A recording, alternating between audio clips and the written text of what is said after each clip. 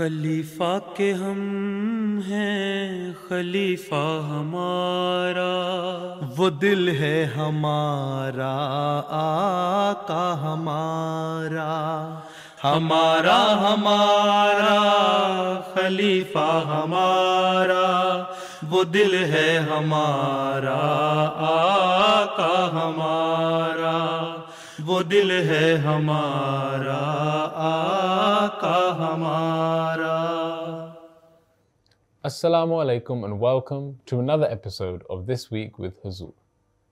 We are honored to present highlights of virtual mulaqats with the Lajna Imaila National Amla from India and Lajna students from Germany that took place last weekend. We begin with Saturday's mulaqat, where Hazrat Khalifatul Masih, may Allah be his helper, met with the National Amla of Lajna Imaila, India. Last weekend, Hazrat Khalifatul Masih V, may Allah be his helper, held virtual mulaqats with members of Lajna Imaila from India and Germany. On Saturday, Huzoor, may Allah be his helper, held an official meeting with the National Majlis Amla of Lajna Imaila India, who were gathered at the Quran Exhibition Hall in Qadian. While speaking to the Secretary Nasirat, Huzoor inquired about the living standards of Nasirat girls in India and the educational opportunities afforded to them. اکثریت غریب لوگوں کی ہے جی حضور، اس کافی تعداد ایسی ہے جو غربت کے دائرے میں ہی آتی ہیں۔ وہ اسکول جاتی ہیں؟ جی، بچیاں ہیں، اسکول جاتی ہیں، اور کچھ جہاں مزدور پیشہ لوگ ہیں وہاں تھوڑی مشکلات ہیں، دیہاتی علاقوں میں خاص طور پر۔ دیہاتی علاقوں میں کوشش کریں نا کہ لڑکیوں کو پڑھنے کا شوق پیدا ہو۔ جی ٹھیک ہے، حضور۔ ناصرات میں جب 15 سال کی عمر تک آپ کے پاس رہتی ہیں تو اس وقت تک 9ویں 10ویں تک کم از کم پڑھ لیں، میٹرک تو کر لیا کریں نا۔ جی جی جی زیادہ پڑھانے کی کوشش کریں تاکہ احمدی بچیاں ایجوکیٹ ہوں۔ جی حضور، جی انشاءاللہ۔ چلیں پھر next. Towards the end of the meeting, Amla members had the chance to ask questions. حضور، کئی مجالس سے ممبرات یہ سوال کرتی ہیں کہ جب وہ اپنے حلقہ احباب میں تبلیغ کرتی ہیں تو پہلے تو وہ لوگ اسے دھیان سے سنتے ہیں یا پڑھتے ہیں، لیکن جیسے ہی ان کو یہ معلوم ہوتا ہے کہ ہم احمدی ہیں تو ہم سے تعلق ختم کر دیتے ہیں، تو ایسے میں پھر ہم تبلیغ کیسے کریں؟ بات یہ ہے کہ ان کو پہلے نیک باتیں بتائیں، ان کو اپنے ساتھ جوڑیں، ایک لمبا عرصہ اپنے ساتھ ہلائیں، ہیں جو قرآن شریف نے تعلیم دی ہے نا کہ پرندوں کو اپنے ساتھ ملاؤ، اپنی ایسی تربیت کرو کہ وہ تمہاری طرف کھینچے آئیں، چلے آئیں، دوڑے آئیں، تو اس طرح پہلے ان کے ساتھ تعلق قائم کریں۔ جب تعلق قائم ہو جائے گا تو پھر وہ آپ کی باتیں بھی سنیں گی۔ پھر جب ان کو پتہ لگ جائے گا احمدی ہے تو آہستہ آہستہ ان کو خود ہی احساس ہو جائے گا، جنہوں نے چھوڑنا ہے وہ چھوڑ جائیں گے، اور جو پھر بھی تعلق رکھیں گے وہ پھر آپ کی باتیں بھی سنیں گی۔ زبردستی تو آپ کسی کو تبلیغ نہیں کر سکتی، اور زبردستی کسی کو احمدی بھی نہیں بنایا جا سکتا۔ اس لیے جو آئے اخلاص سے آئے، وفا سے آئے، اس کے لیے ایک مسلسل کوشش ہے وہ کرنی چاہیے۔ تو ذاتی تعلق پہلے رکھیں، رابطے رکھیں، تو خود ہی آہستہ آہستہ جب ان کو پتہ لگ جائے گا کہ ان کی تعلیم جو یہ کہہ رہی ہیں اس پہ عمل بھی ان کا ہے، اسلامی تعلیم کے مطابق یہ عمل کرتی ہیں، پکی مسلمان ہیں، نمازیں پڑھتی ہیں، قرآن پڑھتی ہیں، حضرت صلی اللہ علیہ وسلم کی ختم نبوت پہ یقین رکھتی ہیں، اور پھر زمانے کے امام کو مانتی ہیں، تو وہ توجہ پیدا ہوگی ان کی۔ تو ایک مسلسل کوشش ہے، یہ ہم نے کرنی ہے۔ یہ کہنا کہ وہ جی چھوڑ دیتی ہیں، چلی جاتی ہیں، ان کو ساتھ مسلسل رابطے کی ضرورت ہے، اور شروع میں بتانے کی ضرورت ہی نہیں ہے، بلکہ خود ہی آپ کے عمل سے ان کو پتہ لگ جانا چاہیے، بتانے کی ضرورت ہی نہیں کہ آپ احمدی ہیں۔ ٹھیک ہے، تو پھر وہ قائم بھی رہتی ہیں تعلق میں۔ ٹھیک ہے، ٹھیک ہے، پھر چلیں پھر۔ اللہ حافظ، السلام علیکم ورحمۃ اللہ وبرکاتہ۔ The following day, over 400 higher education students of Lajna Imaila, Germany, gathered at the Beit Sabuh Mosque, had the opportunity to meet Huzoor and to ask a range of questions. میرا سوال ہے کہ کیا کسی انسان یا جاندار کی تصویر ہاتھ سے بنانا جائز ہے یا نہیں؟ یہ ہمارا فتویٰ فقہ یہی ہے کہ جائز نہیں ہے، کیونکہ وہ امپریشن ایکسپریشن چہرے کے سارے تاثرات وہ انسان دے ہی نہیں سکتا ہاتھ کے اسکیچ سے. کیمرے سے تصویر کھینچنا بالکل اور چیز ہے, اس میں ہر چیز آ جاتی ہے. ٹھیک ہے, اس لیے بعض دفعہ بعض بچے بعض مائیں بڑے فخر سے لے کے آتی ہیں, دیکھا جی بڑی اچھی تصویر بنائی آپ کی یا اپنی اس بچے نے, اور کتنا اچھا خوبصورت اسکیچ بنایا ہے. میں کہتا ہوں یہ غلط چیز ہے, اس کو پھاڑ دو, میری تصویر کبھی نہ بنانا. ٹھیک ہے, اور میں تو ڈسکریج کرتا ہوں بلکہ بچوں کو ایسی چیزوں سے. اس لیے ہاتھ سے بنانا بالکل غلط چیز ہے اور نہیں بنانی چاہیے. ٹھیک ہے, وہ کیمرے کی تصویر بالکل اور چیز ہے, اور وہ بھی ایک مقصد کسی مقصد کے لیے ہونی چاہیے. بعض دفعہ تو بعض پیاروں کے اظہار کے لیے لوگ اپنے لیے تصویر کھنچوا لیتے ہیں, پاسپورٹ کے لیے, ویزے کے لیے, آئیڈینٹی کارڈ کے لیے چیزیں ہوتی ہیں, مجبوری ہے آج کل کے زمانے میں. ٹھیک ہے, بہت سارے آئیڈینٹیز کے لیے. حضرت مسیح موعود علیہ السلام نے فرمایا کہ میں اپنی تصویر کھنچوائی ہے اس مقصد کے لیے کہ لوگ بعض دفعہ پہچانتے ہیں, شکل سے پہچان لیتے ہیں, دیکھ لیتے ہیں, ان میں اتنی زیادہ قیافہ شناسی ہوتی ہے, آبزرویشن ان کی ایسی اچھی ہوتی ہے کہ وہ دیکھ لیتے ہیں کہ یہ شخص نیک ہے یا کون ہے, تو اس سے پھر ان پہ نیک اثر ہوتا ہے اور تبلیغ کا راستہ کھلتا ہے. تو یہ مقصد تھا حضرت مسیح علیہ السلام کا بھی تصویر کھنچوانے کا, اور یہی خلفاء کے لیے مقصد ہونا چاہیے, نہ صرف یہ کہ صرف سجاوٹ کے لیے رکھ لی جائے. یہ بعض لوگ اپنے ڈرائنگ روم میں لگا لیتے ہیں کہ جو غیر لوگ آتے ہیں ان کے لیے تبلیغ کے راستے کھل جائیں. کچھ پوچھتے ہیں اچھا یہ کس کی تصویر ہے, کون ہے, کیا ہے, اس سے پھر ایسا ایسا بات آگے چلتی ہے. تو نیک مقصد جو ہو اس کے لیے تصویر کھنچانا بھی جائز ہے. بلا وجہ کسی کو اس لیے کسی بزرگ کی تصویر کھینچ لینا کہ یہ بزرگ ہے اور یہ ہمارے گھر میں اس کی تصویر لگی ہوئی ہے, اس سے ہمارے گھر میں برکت پڑ جائے گی اور یہ ہو جائے گا, وہ غلط چیز ہے. برکت ہوتی ہے عمل سے, اللہ تعالیٰ کے حکموں پہ عمل کرنے سے, اللہ تعالیٰ کی عبادت کرنے سے, اللہ کے رسول کے حکموں پر عمل کرنے سے. ٹھیک ہے, نیک اعمال بجا لانے سے. ٹھیک ہے, عبادت کا حق ادا کرنے سے, تب گھروں میں برکت پڑتی ہے. یہی حکم ہے حدیث میں, آگے یہ بھی آیا ہوا ہے. اس لیے اس برکت کو تلاش کرنے کی کوشش کرنی چاہیے. باقی جہاں تک یہ سوال ہے ہاتھ سے اسکیچ بنانا, یہ چیز غلط ہے, نہیں بنانا چاہیے کسی جاندار کا. ہاں کسی جانور کا ویسے اسکیچ بنا دیا, بنا دو, وہ تو ٹھیک ہے, لیکن انسانوں کو بہرحال نہیں بنانا چاہیے. ٹھیک ہے, جی جزاک اللہ حضور. چلو پھر جزاک اللہ. تو پیارے حضور, میرا سوال بچوں کی تربیت کے حوالے سے ہے کہ بسا اوقات تربیت کے معاملے میں والدین کے خیالات نہیں ملتے. مثلاً اگر والدہ اپنے بچے کو وقف کرنا چاہتی ہے اور والد نہیں, یا والد چاہتے ہیں اور والدہ نہیں, تو ایسی صورت میں کیا فیصلہ کرنا چاہیے؟ بات یہ ہے کہ اگر وقف نو میں پیش کرنا ہے تو دونوں کا آپس میں ایگری ہونا ضروری ہے. ٹھیک ہے, نہیں تو پھر وہ گھر میں چخ چخ پخ پخ رہے گی اور صحیح طرح تربیت بھی نہیں ہو سکے گی بچے کی. ٹھیک ہے, اور پھر اگر ماں کی یہ شدید خواہش ہے کہ بچہ وقف ہو, یا باپ کی خواہش ہے کہ بچہ وقف ہو, تو پھر ان کی ایسی تربیت کریں کہ بچہ بڑا ہو کے خود وقف کرے. صرف وقف نو کا ٹائٹل لے کے شامل ہو جانا اور ہم کہہ دینا جی ہم وقف نو میں شامل ہیں, اور پھر یہ ہے کہ پڑھائی میں توجہ نہ دینا, جو نمازوں کی طرف توجہ نہ دینا, عبادتوں کی طرف توجہ نہ دینا, دینی علم سیکھنے کی طرف توجہ نہ دینا, باہر پھرتے رہنا, آوارہ گردی کرتے رہنا, لوگوں کی ایسے لڑکوں کو دوست بنانا یا لڑکیوں کو دوست بنانا جو اخلاق جن کے اچھے نہیں ہوتے, جن کو دین سے کوئی تعلق نہیں ہوتا, تو پھر ایسے وقف نو کا فائدہ کیا. ٹھیک ہے, تو اصل چیز یہ ہے کہ وقف کرنے کی اگر خواہش ہے ماں باپ کی, ایک تو یہ ہے کہ وہ دونوں کا متفق ہونا ضروری ہے, ایگری کرنا ضروری ہے.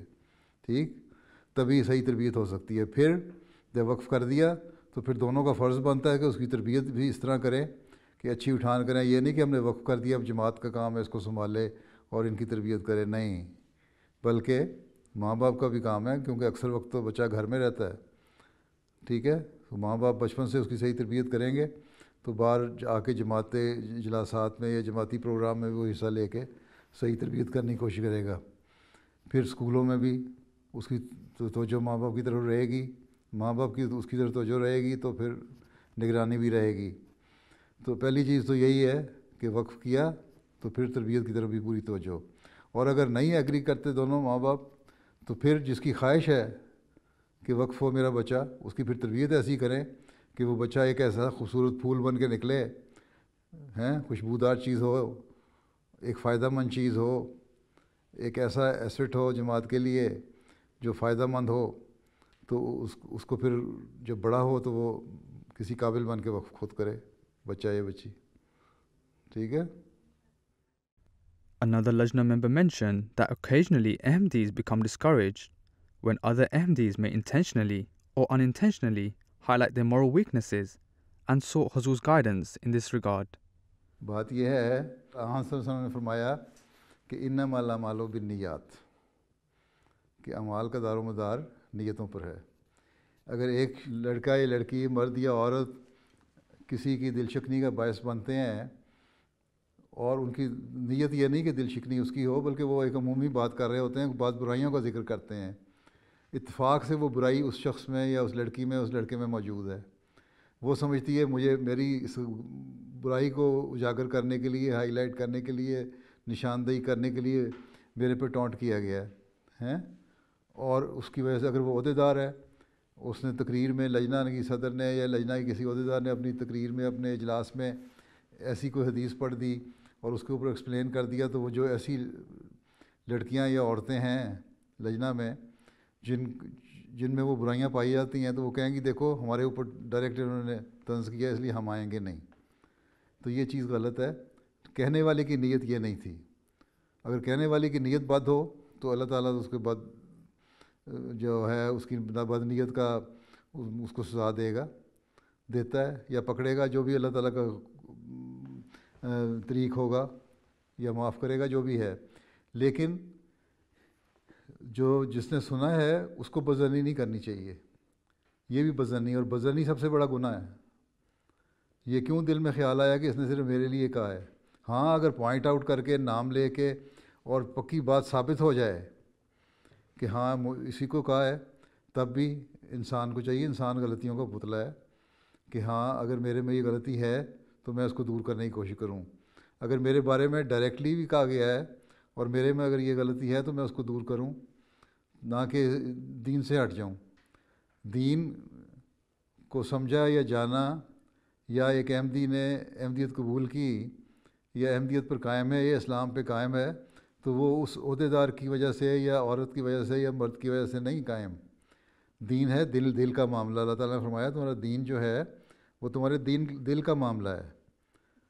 تو اپنے اور دین کو دنیا پہ مقدم رکھنا چاہیے. یہ بھی ہم عہد کرتے ہیں، یہی ہمیں حضرت مسیح علیہ السلام نے سکھایا آ کے. تو اگر ہمارے دل کا معاملہ ہے دین کو دنیا پہ مقدم رکھنا ہے، تو پھر ان دنیاوی باتوں کو سن کے یا کسی اجلاس میں کسی عہدیدار کو سن کے، اگر وہ دنیا دار بھی ہے، وہی عہدیدار یا کہنے والا خود جس بات کو کہہ رہا ہے وہ برائی اس میں بھی موجود ہے، تو تب بھی اس کا گناہ اس کے سر ہے. لیکن اگر سننے والا اس کی وجہ سے دین کو چھوڑتا ہے یا جماعت سے پیچھے ہٹتا ہے یا اجلاسوں سے دور ہٹ جاتا ہے، تو وہ ایک خود بھی گناہ گار بن جاتا ہے. جو کہنے والا وہ تو گناہ گار بنا ہی، لیکن سننے والا دین سے ہٹ کے اپنے آپ کو بھی گناہ گار بنا لیتا ہے. اس لیے وسعت حوصلہ ہونی چاہیے، سننے کا حوصلہ ہونا چاہیے. اس لیے کہتے ہیں کہ اپنے دلوں کو وسیع کرو، وسعت پیدا کرو. خود اپنے انسان اپنا جائزہ لے، اپنے نفس کا انسان خود جائزہ لے. اگر انسان ایک صحیح مومن ہے، صحیح مومنہ ہے، ایمان مضبوط ہے، تو وہ ہر وقت اپنے نفس کا خود جائزہ لیتا رہتا ہے. کیا میرے اندر کون سی برائیاں ہیں؟ کیا یہ برائی میرے اندر ہے؟ کیا یہ برائی میرے اندر ہے؟ اگر ہے تو میں نے اس کو دور کرنا ہے، اور کس طرح دور کرنا ہے. اور اگر کوئی مجھے توجہ دلا دے تو میں نے اس کو دور کرنے کی کوشش کرنی ہے. اور اگر کوئی نام لے کے کسی کی مجلس میں برائی کرتا ہے تو وہ مناسب نہیں ہے. اس عہدیدار کو اس سے جو بڑا عہدیدار ہے اس کے ذریعے سے توجہ دلوانی چاہیے کہ اس نے اس طرح کی حرکت کی ہے. کسی کو مجلس میں ڈسگریس کرنا، بے عزت کرنا جائز نہیں ہے، نام لے کے کہنا. لیکن ایک جنرل بات غلطیوں کی طرف نشاندہی کر دینا، اس میں کوئی حرج نہیں ہے. اسی سے برائیاں دور ہوتی ہیں. اب میں اپنے خطبات میں بہت ساری باتیں کہتا ہوں، تو جو پوری جماعت میں مجھے پتہ ہے کہ یہ برائیاں پائی جاتی ہیں، تبھی میں ان کو ایک جنرل صورت میں بیان کر دیتا ہوں. تو کیا ساری جماعت ناراض ہو کے جماعت چھوڑ دے گی اب؟ ہیں نہیں نا چھوڑے گی. نہیں حضور نہیں. اسی طرح عہدیدارات ہیں, ان کو ایک تو یہ کہ نام نہیں لینا چاہیے, اور اگر نام لیے بغیر ایک جنرل برائی دیکھ کے اپنے ماحول کو صاف کرنے کے لیے وہ بات کرتی ہیں تو سننے والے کو وسعت حوصلہ دکھاتے ہوئے اپنی اصلاح کرنی چاہیے. لیکن سب سے اہم بات یہ بھی ہے کہ جو کہنے والا ہے وہ خود اپنے آپ نفس کو بھی دیکھے, کیا اس کا نفس ان برائیوں سے پاک ہے, کیا اس میں یہ برائی نہیں ہے. کیونکہ اللہ تعالیٰ نے یہی فرمایا ہے کہ وہ ایسی بات نہ کہو جو تم خود کرتے نہیں, کیونکہ اللہ تعالیٰ کے نزدیک یہ بہت بڑا گناہ ہے کہ جو تم خود نہیں کہتے دوسروں کو کہو. ٹھیک, تو دونوں طرف کا اصول دیکھنا پڑے گا. کہنے والا بھی نیک نیتی سے بات کرے اور اپنے نفس کا جائزہ لے کے بات کرے اور اصلاح کی خاطر بات کرے, نہ کہ کسی کو تکلیف پہنچانے کے لیے. اور سننے والا وسعت حوصلہ سے کام لے, اور اگر اس میں برائی ہے تو اصلاح کی کوشش کرے, اور اگر اس برائی کا خیال بھی کبھی آیا تو تب بھی اصلاح کی کوشش کرے, اور اگر نہیں ہے تو ہمیشہ یہ عہد کرے پھر کہ میں ایسی برائیوں سے بچوں گی. ٹھیک ہے نا؟ جی جزاک اللہ. سمجھ آ گئی؟ اس لیے پریشان نہ ہونا عہدیداروں کی باتیں سے. کیا جاؤ. میرا سوال ہے کہ وہ بچے جن پر گھروں میں ظلم ہوتا ہے اور حکومت ان بچوں کو ماں باپ سے الگ گھروں میں بھیج دیتی ہے, تو اسلامی تعلیم اس بارے میں کیا کہتی ہے, اور کیا جماعت کو بھی ایسے چلڈرنس ہوم بنانے چاہیے؟ بات یہ ہے کہ جن بچوں پہ ظلم ہوتا ہے وہ ماں باپ ظالم ہیں, اور حکومت کا اپنا قانون ہے یا قاعدہ ہے. اگر ثابت ہو جائے کہ ظلم ہو رہا ہے تو حکومت ان کو لے جائے گی. اس پہ ہم تو کچھ نہیں کر سکتے, ہمارے پاس تو حکومت نہیں ہے. ٹھیک ہے, ہم تو ایک شہری ہیں, اور جب ہم شہری ہیں کسی ملک کے تو اس ملک کے قانون پہ ہم نے عمل کرنا ہے. ٹھیک ہے, پہلی بات تو یہ قصور ماں باپ کا ہے کہ ماں باپ ظلم کیوں کرتے ہیں. وہ گناہ گار ہیں, وہ اللہ تعالیٰ کے ہاں بھی جواب دیں ہیں. اللہ تعالیٰ نے تو ان کو بچے دیے, ایک نعمت دی, ایک انعام دیا, اس کی ان کو صحیح طرح پرورش کرنی چاہیے, نگہداشت کرنی چاہیے, ان کے پیار سے محبت سے تربیت کرنی چاہیے. اور میں اپنے خطبات میں تقریروں میں کئی جگہ ایسی باتیں کہہ چکا ہوں. ٹھیک ہے, اگر آپ لوگ سنیں تو پتہ لگے کہ بچوں کی تربیت کس طرح کرنی ہے. وہ میں کئی دفعہ اس بارے میں بیان کر چکا ہوں کہ پھر بچوں سے دوستی کریں, ان سے دوستانہ تعلقات رکھیں, ان کی باتوں کو برداشت کریں, ان کے سوالوں کے جواب دیں, اور ان پہ کسی بھی قسم کا ظلم نہ کریں, کیونکہ بچے بگڑ جائیں گے اس ماحول میں. آج کل کے ماحول میں جب کہ آزادی کا بہت زیادہ نعرہ لگایا جاتا ہے, بچوں کو بھی غلط طریقے سے اسکولوں میں اور ماحول میں آزادی کی طرف توجہ دلائی جاتی ہے, جو بعض تو جائز آزادی کے حق ہیں, بعض ناجائز بھی ہیں. اس لیے ایسے ماحول میں تو پھر ماں باپ کو بہت پھونک کے قدم اٹھانا چاہیے, اور جو ماں باپ بچوں پہ ظلم کرتے ہیں ان کو اگر جماعت کے بس میں ہو تو سزا بھی ضرور دے. اگر میرے بس میں ہو نا میں تو سزا بھی دوں. باقی رہ گئی حکومت لے جاتی ہے, سوشل سروس والے لے جاتے ہیں, سوشل سینٹر میں رکھ لیتے ہیں. وہاں بھی ماں باپ کو پہلے یہی سوچنا چاہیے کہ جب یہ لے جائیں گے حکومت تو پھر ان کو اس سے کوئی پرواہ نہیں کہ آپ مسلمان ہیں کہ احمدی ہیں, احمدی مسلمان ہیں یا دوسرے مسلمان ہیں یا عیسائی ہیں یا یہودی ہیں یا ہندو ہیں, کیا ہیں. انہوں نے تو وہاں رکھنا ہے سینٹر میں اور اپنی تعلیم دینی ہے, اور یہ تعلیم یہ دینی ہے کہ آج کل اس بات پہ زیادہ زور ہے خدا ہے ہی کوئی نہیں, مذہب کوئی چیز نہیں ہے, تم آزاد ہو جو تم مرضی کرو. وہ اتنا ان کے دماغوں میں ڈالا جاتا ہے کہ بچے جب سوشل سینٹر سے باہر نکلتے ہیں اگر زیادہ لمبا عرصہ رہیں تو وہ ایتھیسٹ بنے ہوتے ہیں, خدا پہ یقین ہی نہیں ہوتا ان کو. ٹھیک ہے, تو یہ تو پہلے ماں باپ کی سوچنے والی بات ہے کہ ایک طرف تو ان ملکوں میں آئے کہ ہمارے بچے پڑھ لکھ جائیں, ہم ترقی کر جائیں, ہماری مذہبی آزادی ہمیں مل جائے اور کچھ اچھے شہری بن کے قوم کا ایک فعال حصہ, کارآمد حصہ بن جائیں. دوسری طرف ان کی تربیت کرنے میں بالکل بے احتیاطی سے کام لے رہے ہیں, اور پھر جب ماں باپ کو دیکھتے ہیں کہ یہ سوشل سروس والے لے گئے اور وہ اپنی مرضی سے بچوں کو ڈھال رہے ہیں, پھر شور مچاتے ہیں, او جی یہ کر دیا سوشل سروس والوں نے, وہ کر دیا. سوشل سروس والوں کا قصور نہیں, ماں باپ کا قصور ہے. یہ انہوں نے تو اپنے مطابق جو قانون ہے, قاعدہ ہے ان کا ملک کا, اس کے مطابق کرنا ہے, وہ کر رہے ہیں. اور دوسرا یہ کہ ان کو بچے ان کے تو نہیں ہیں, کہنے کو تو وہ اس درد میں لے کے گئے کہ ماں باپ نے بچوں کو ظلم کیا, لیکن تربیت کے لحاظ سے ان میں وہ درد نہیں ہے جو ماں باپ میں ہو سکتا ہے اپنے بچے کے لیے. ماں اور کو اپنے بچے کے لیے جو درد ہے دل میں، یا باپ کو بھی اگر ہے، سوائے اللہ ماشاء اللہ کہ بالکل کوئی بدبخت باپ ہو تو اس کو، یا ماں ایسی ہو، عموماً ان کے دل میں بچوں کے لیے زیادہ درد ہوتا ہے. بعض دفعہ وہ تربیت کے رنگ میں بھی بچے کے اوپر زیادہ سختی کر دیتے ہیں، اور بچہ ماحول کی وجہ سے اس سمجھتا ہے کہ میرے پہ سختی ہوئی اور مجھ پہ ظلم ہوا، اور وہ اپنے اسکول میں اسٹوڈنٹ سے ذکر کر دیتا ہے یا ٹیچر سے ذکر کر دیتا ہے. پھر ٹیچر یا اسٹوڈنٹ سوشل سروس والوں کو انوالو کر لیتے ہیں، سوشل سروس والے اس کو آبزرو کرتے ہیں کچھ دیر، اور اگر بچہ کہے کہ ہاں ہاں میرے پہ بھی ظلم ہو رہا ہے تو پھر اس کو لے بھی جاتے ہیں. بعض نفسیاتی طور پہ ایسے بچے ہوتے ہیں جو نفسیاتی طور پہ بیمار ہوتے ہیں یا پوری طرح سمجھ بوجھ نہیں رکھتے، اور آج کل ان کا تو ماحول ہی یہی ہے کہ خاص طور پہ مسلمانوں کے بچوں کو تو جتنی جلدی ان کے ماحول سے نکال کے، اسلامی ماحول سے نکال کے، دینی ماحول سے نکال کے دنیاوی ماحول میں ڈالا جائے اتنا بہتر ہے، کہ یہی آج کل کی ترقی کی نشانی بتائی جاتی ہے. یہی کیسے کہنا ہو کہ قوم ترقی کر رہی ہے، سمجھتے ہیں کہ قوم ترقی اسی طرح کرے گی کہ مذہب سے دور لے جاؤ. تو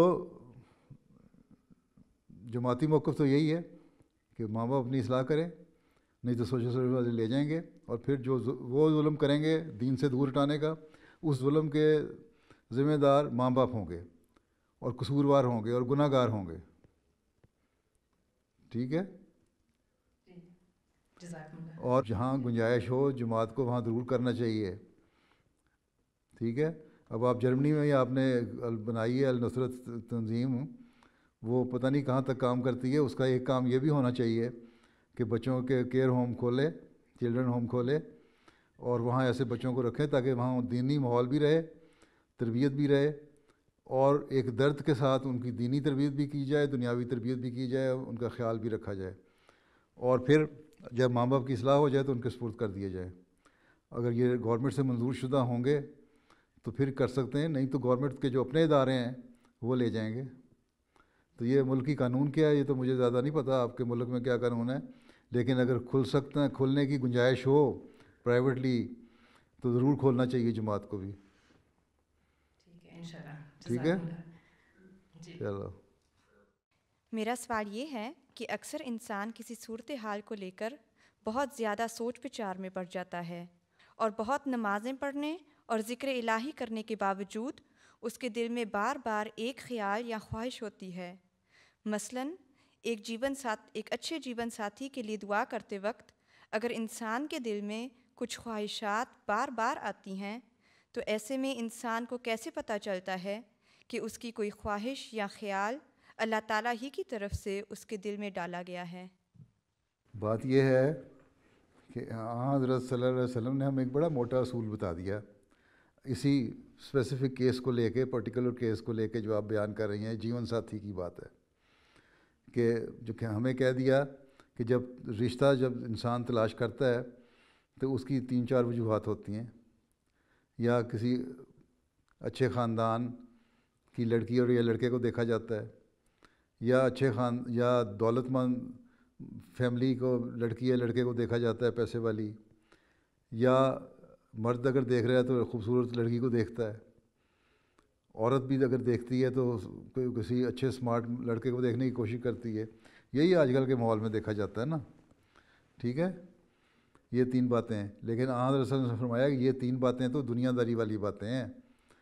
تم نے جو دیکھنا ہے وہ یہ دیکھنا ہے کہ دین، مرد جب اپنا رشتہ تلاش کرے تو دین دیکھے، اور لڑکی کو بھی مرد کا دین دیکھنا چاہیے. اس لیے میں لڑکوں کو بھی کہتا ہوں کہ یہ حکم صرف عورتوں کے لیے نہیں ہے، لڑکیوں کے لیے نہیں ہے کہ وہ دیندار ہوں، اور مرد اپنا رشتہ تلاش کرتے ہوئے، لڑکے اپنا رشتہ تلاش کرتے ہوئے دیندار لڑکی دیکھیں، بلکہ لڑکوں کو خود بھی دیندار ہونا پڑے گا. اگر لڑکا دیندار نہیں تو اس کو دیندار لڑکی کہاں سے ملے گی، اور اس کی توجہ کس طرح ہوگی دیندار لڑکی کی طرف. اس لیے اس ایک فکرے میں ہی حضرت صلی اللہ علیہ وسلم نے لڑکے اور لڑکی دونوں کی اصلاح فرما دی کہ لڑکا بھی دیندار ہو اور لڑکی بھی دیندار ہو. ٹھیک ہے؟ اب دعا کرتے ہوئے اگر آپ کے دل میں یہ خیال آتا ہے، دنیاوی باتیں سوچ زیادہ آتی ہیں، تو اس کا مطلب ہے کہ وہ دعا میں اتنا اللہ تعالیٰ کی طرف سے اتنا اثر نہیں ہے. اگر اللہ تعالیٰ کی طرف سے ہو تو ہمیشہ اس کا دین اور اس کی جو اچھی باتیں نیک اعمال ہیں ان کی طرف توجہ ہو. یہ انسان دعا کرے کہ اچھا دیندار اور اچھے عمل کرنے والا انسان مجھے ملے. اور میرے نصیب اس لیے کہتے ہیں ہم کہ جب اپنے لیے دعا کرو رشتے کے لیے تو نیک نصیب ہونے کی دعا کرو. ایسا خامد کے لیے دعا کرو جو دیندار بھی ہو, جس کے اعمال بھی اچھے ہوں, جو پڑھا لکھا بھی ہو, جو کیئرنگ بھی ہو, پیار محبت کا سلوک کرنے والا ہو اپنی بیوی سے, اعتماد قائم کرنے والا ہو. یہ نہ دھوکہ دے دے, ایک اپنی شادی ایک اپنی طرف سے کہ یہاں کر لی, اس کے بعد معاملے آ جاتے ہیں کہ پتہ لگتا ہے کہ یہ کہیں اور بھی دوستیاں چل رہی تھیں. تو ایسے لڑکوں سے پناہ مانگنی چاہیے. اس لیے یہ دعا کرنی چاہیے انسان کو. دعائیں بھی نیک ہوں, دعاؤں کا بھی طریقہ ہے, نیک دعا کرو. یہ صرف یہ نہ دیکھو کہ فلاں لڑکا بڑا خوبصورت ہے, بڑا سمارٹ ہے, بڑے اس کے پیسے ہیں تو وہ مجھے مل جائے, بلکہ یہ دعا کرو کہ اللہ تعالیٰ میرا نصیب نیک کرے. اور جب نصیب نیک ہوگا تو اس میں ساری نیکیاں شامل ہو جائیں گی. ٹھیک ہے, جواب پورا ہو جاتا ہے کہ نہیں؟ جی انشاءاللہ. تسلی ہو گئی؟ جی جزاک اللہ. چلو پھر اب اس طرح دعا کیا کرو. شادی ہو گئی ہے ہونی ہے؟ نہیں ابھی نہیں شادی ہوئی. بس ٹھیک ہے, پھر یہ نیک دعا یہ کیا کرو جو میں نے بتائی ہے. جی انشاءاللہ. جزاک اللہ. جرمنی میں مسلمان نوجوان ہیں جن کے لیے مختلف ادارے NGOs کام کرتی ہیں. نوجوان کو ورکشاپس اور علمی سرگرمیاں فراہم کرتی ہیں. ہم اگر چاہیں تو ان کے ساتھ مل کر کام کر سکتے ہیں اور پروگرام تیار کر سکتے ہیں. اس طرح ہم احمدیت کا پیغام بھی پھیلا سکتے ہیں. پیارے حضور کی اس بارے میں ہم احمدی خواتین کو کیا ہدایت ہے؟ ٹھیک ہے, اپنا ورکشاپ ہوتی ہیں, علمی سرگرمیاں ہوتی ہیں, ان میں مل کے کام کرنا بڑی اچھی بات ہے. کر سکتی ہو تو کرو, لیکن ایک بات کا خیال رکھیں, لڑکیاں, احمدی لڑکیاں بھی, عورتیں بھی, کہ اپنے تقدس کا خیال رکھنا ہے. اپنا ان کا ڈریس کوڈ جو ہے وہ ٹھیک طرح ہونا چاہیے, پورا اچھا لباس, حیادار لباس پہنا ہو اور حجاب پہنا ہو. اس کے ساتھ مل کے ان کے ساتھ کام کرو تو کوئی حرج نہیں ہے. لیکن اگر وہ کہیں کہ اسپورٹس کٹیں پہن کے اسی طرح نکل جاؤ باہر بغیر حجاب کے, بغیر دوپٹے کے, اور ہم اس بعض سرگرمیاں ہیں کہہ رہی ہیں لوگوں کو اٹریکٹ کرنے کے لیے کر رہے ہیں یا واکس کر رہے ہیں ان کے حق میں بعض سپورٹ کرنے کے لیے, تو وہ غلط ہے. ورکشاپس منعقد ہوتی ہیں, ان میں آپ کس قسم کی ورکشاپس ہوتی ہیں؟ علمی باتیں مہیا کرنے کے لیے. جی علمی باتیں. اور کیسی؟ اکثر وہ اکثر ایسے سوشل ادارے ہوتے ہیں جو اسلام کی خلاف جو مخالفت ہوتی ہے اس کو کم کرنے کے لیے, اور ان کا ساتھ دے سکتے ہو. لیکن اپنا جو روایت اور تقدس ہے اور حیا ہے اور لباس ہے اور حجاب ہے اس کو سامنے رکھتے ہوئے جی کوئی حرج نہیں, ان کے ساتھ مل کے کام کر سکتے ہیں آپ. ٹھیک ہے, ایسی فیلڈ میں تو پھر لجنہ کو خود بھی آرگنائز کر لینا چاہیے نا ان کے ساتھ, کس طرح تعاون کرے گی. جی انشاءاللہ. تو لجنہ اپنے طور پہ بھی کر سکتی ہے.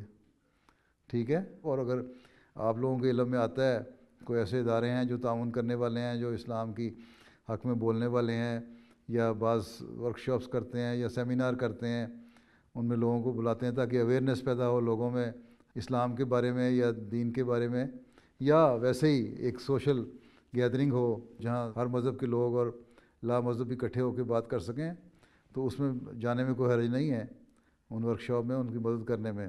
لیکن اگر لجنہ بھی بیچ میں شامل ہو جائے اور آفیشیلی طور پہ تو زیادہ اچھا ہو جائے گا. جی انشاءاللہ حضور. جزاک اللہ. ٹھیک ہے, اچھا چلو پھر وقت تو ختم ہو گیا آپ لوگوں کا, 1-1.5 منٹ رہ گیا. ہمسا صدر صاحبہ کیا فرماتی ہو؟ جی جزاکم اللہ حضور. اچھا, کیا پڑھ رہی ہو؟ میں PhD کر رہی ہوں. PhD, ماشاء اللہ. ٹاپک کیا ہے؟ ٹاپک ہے جو مسلمان عورت حجاب کے ساتھ ہے اس کو یہاں جرمنی میں جس طرح عورت جو ہے حجاب والی عورت ہے اس کو یہاں جس طرح ڈفرینٹ اسپیسز میں وہ کس طرح اس کو محسوس ہوتا ہے. تو اس میں یہ آتا ہے کہ مطلب عورتیں کیوں حجاب پہنتی ہیں اور عورتوں کو جو ہے پرابلمس کون سی ہوتی ہیں اور کس طرح ان کو جو ہے ہم ختم کر سکتے ہیں ان پرابلمس کو. پھر آپ نے اس کے حق میں کوئی باتیں دلیل نکالی ہے کہ حجاب کیوں ضروری ہے اور ہم کیا محسوس کرتی ہیں, عورتیں خود کیا محسوس کرتی ہیں, ایک ایسا اچھا. اور پھر ٹھیک ہے, اپنا تھیسس جو لکھ رہی ہیں وہ لکھیں ہیں, لیکن اخباروں میں بھی آرٹیکل لکھا کریں اس بارے میں. ٹھیک ہے انشاءاللہ. ٹھیک ہے, چلو پھر اللہ حافظ ہو. جزاکم اللہ. السلام علیکم ورحمۃ اللہ. Those were highlights from virtual mulaqats that took place last weekend. We now end with our final segment, the Friday Sermon Summary. Hazur, may Allah be his helper, continued his series of sermons on the companions who took part in the Battle of Badr. Today was the first in a series of sermons on Hazrat Abu Bakr Radhiyallahu anhu. Whilst mentioning various titles given to Hazrat Abu Bakr Radhiyallahu anhu, Hazur, may Allah be his helper, narrated an incident that illustrated the complete and unwavering trust Hazrat Abu Bakr Radhiyallahu anhu had in the Holy Prophet sallallahu alaihi wasallam. علامہ جلال الدین سیوطی لکھتے ہیں کہ جہاں تک صدیق کا تعلق ہے تو کہا جاتا ہے کہ زمانہ جاہلیت میں یہ لقب آپ کو دیا گیا تھا اس سچائی کی وجہ سے جو آپ سے ظاہر ہوتی رہی. یہ بھی کہا جاتا ہے کہ حضرت صلی اللہ علیہ وسلم آپ کو جو خبریں بتایا کرتے تھے ان کے متعلق رسول اللہ صلی اللہ علیہ وسلم کی تصدیق میں جلدی کرنے کی وجہ سے آپ کا نام صدیق پڑ گیا. حضرت عائشہ نے بیان فرمایا کہ جب رات کے وقت نبی کریم صلی اللہ علیہ وسلم کو بیت المقدس مسجد اقصیٰ کی طرف لے جایا گیا, یعنی واقعہ اسراء جو ہوا تھا, تو صبح کو لوگ اس واقعے متعلق باتیں کرنے لگے جو آپ نے بتایا, اور لوگوں میں سے بعض جو آپ پر ایمان لائے تھے اور انہوں نے آپ کی تصدیق بھی کی تھی وہ پیچھے ہٹ گئے. بعض کمزور ایمان ایسے بھی تھے. اس وقت مشرکین میں سے کچھ لوگ حضرت ابو بکر کے پاس دوڑتے ہوئے آئے اور کہنے لگے, کیا آپ کو اپنے ساتھی کے بارے میں کچھ معلوم ہے کہ وہ یہ دعویٰ کر رہے ہیں کہ انہیں رات کو بیت المقدس لے جایا گیا تھا؟ حضرت ابو بکر نے کہا, کیا واقعی آپ نے یہ فرمایا ہے؟ لوگوں نے کہا ہاں انہوں نے کہا ہے. اس پر حضرت ابو بکر نے کہا, اگر آپ نے یہ فرمایا ہے تو یقیناً سچ کہا ہے. لوگوں نے کہا, کیا تم ان کی تصدیق کرتے ہو کہ رات کو بیت المقدس گئے اور صبح ہونے سے پہلے واپس بھی آ گئے؟ کیونکہ یہ بیت المقدس مکے سے تقریباً 1300 کلومیٹر کے فاصلے پر ہے. حضرت ابو بکر نے کہا کہ ہاں میں اس کی تصدیق کروں گا, میں اس کی بھی تصدیق کروں گا جو اس سے بھی بعید ہے. میں صبح شام, پھر آپ نے فرمایا حضرت ابو بکر نے کہ میں صبح شام اترنے والی آسمانی خبر کے بارے میں بھی آپ کی تصدیق کرتا ہوں. چنانچہ اس وجہ سے حضرت ابو بکر کا نام صدیق پڑ گیا, آپ کو صدیق کہاں جانے لگا.